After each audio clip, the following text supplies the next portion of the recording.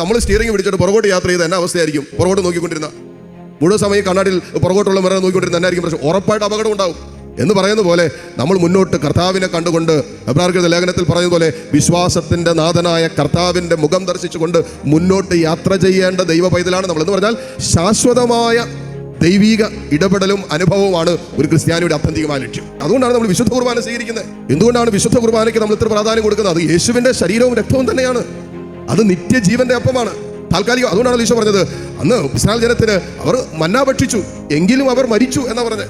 എന്നാൽ ഞാൻ തരുന്ന അപ്പം അത് നിത്യജീവന്റെ അപ്പമാണ്. എന്ന് പറഞ്ഞാൽ നിത്യം ജീവിക്കാൻ ഒരുവന് ഞാൻ തരുന്ന അപ്പമാണ് എൻ്റെ ശരീരവും എൻ്റെ രക്തവും. എൻ്റെ ശരീരവും എൻ്റെ രക്തവും ഭക്ഷിക്കുകയും പാനം ചെയ്യുന്നവൻ ഒരിക്കലും മരിക്കുകയില്ല എന്നുള്ള ആ നിത്യസത്യത്തിലേക്ക് കണ്ണും തട്ട് യാത്ര ചെയ്യുന്ന യഥാർത്ഥ വിശ്വാസികളായിട്ട് മാറണമെന്നാണ് നമ്മൾ ഓർമ്മപ്പെടുത്തുന്നത്.